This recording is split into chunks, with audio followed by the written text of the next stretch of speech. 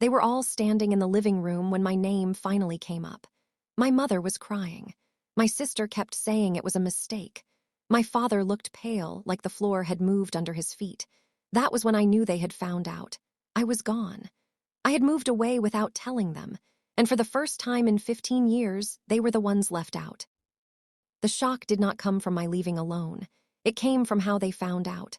On Christmas morning, when they expected me to show up like I never did, a letter was read instead. A simple letter. My voice, my truth. And it hit them harder than any shout ever could. Their celebration stopped. The food stayed untouched. The music went silent. Then my father dropped the letter. But before I tell you how that letter reached them, you need to know why I disappeared. For 15 years, my family celebrated every holiday without me. Christmas, Easter, birthdays, even New Year's Day. I was always the one left behind. At first, they said it was an accident. Then they said they forgot. Later, they stopped explaining it all. I remember one Christmas clearly. I was 9 years old. I sat by the window all day, waiting for them to come back. I had wrapped a small gift for my mother using old newspaper. Night came. They never returned. I ate dry bread and fell asleep on the couch. The next morning, they came home laughing, carrying leftovers and gifts for each other. No one asked where I was. As I grew older, the pain changed. It became quiet, heavy. I stopped asking questions. I stopped expecting anything. I learned how to cook for myself. I learned how to smile when they talked about family trips I was never invited to.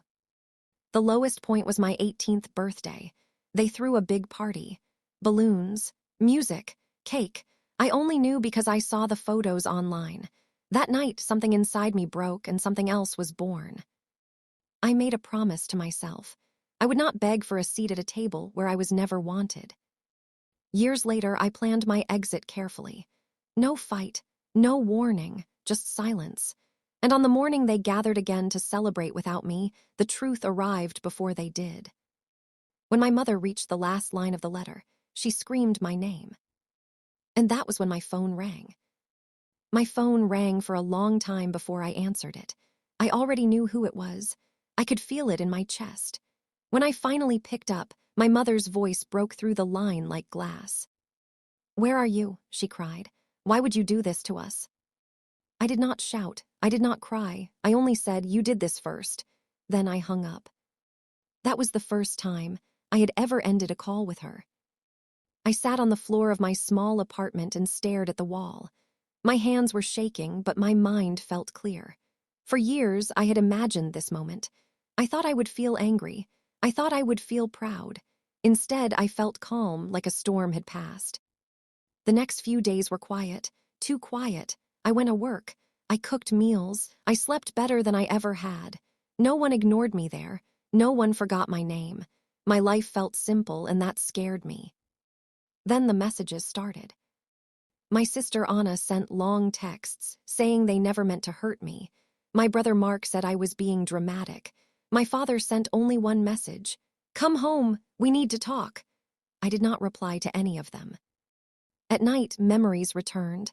I remembered every holiday spent alone, every plate of cold food, every smile I forced when they talked about family time.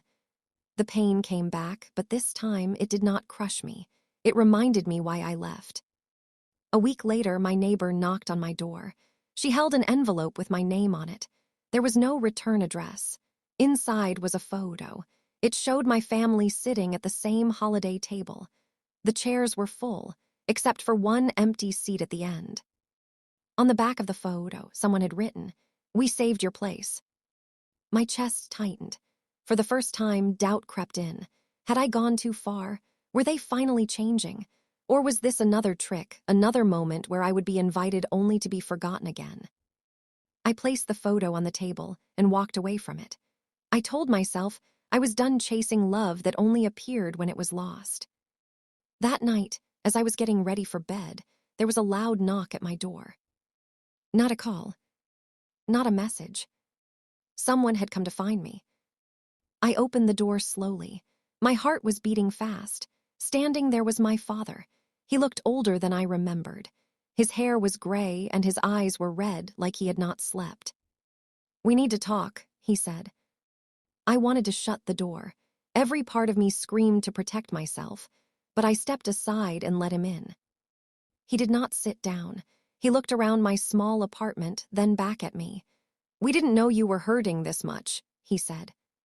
I laughed, but it was not a happy laugh. "You knew," I said. "You just didn't care enough to stop." He opened his mouth to speak, but I did not let him. Words poured out of me. I told him about the holidays, the birthdays, the nights I went to bed hungry and alone.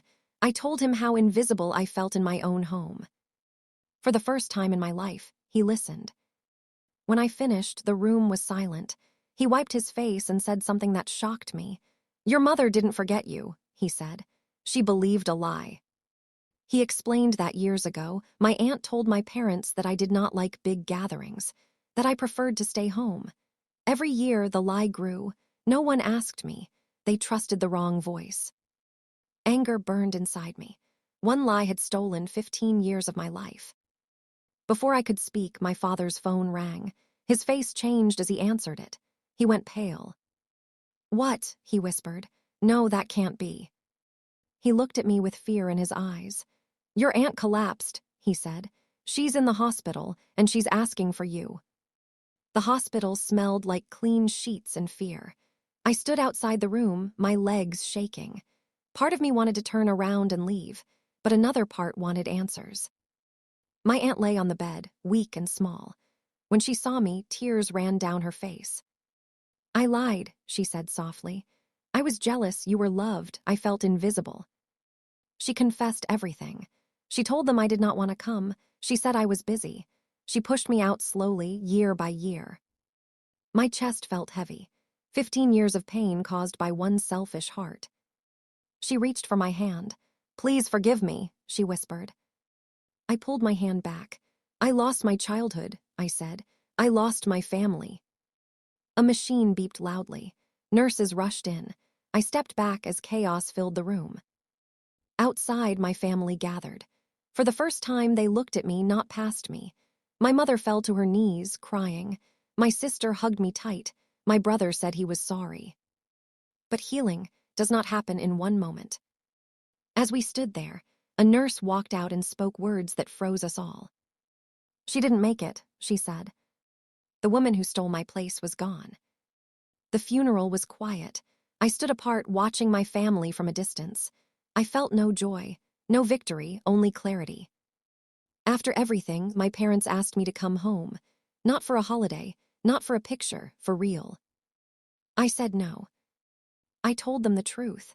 Love that waits until it is lost is not enough. I needed time. I needed space. I needed to rebuild myself. Months passed. Slowly, carefully, we talked. We met for coffee. Then dinner, no pressure, no pretending. 1 year later, on Christmas morning, I set my table. One plate, one chair. My phone buzzed. A message from my mother. "We are celebrating at your place if you'll let us." I opened the door. This time, I was not forgotten. Life lesson: never stay silent when you are being erased. And never ignore someone who is quietly hurting, because one day they may leave, and the silence will be yours.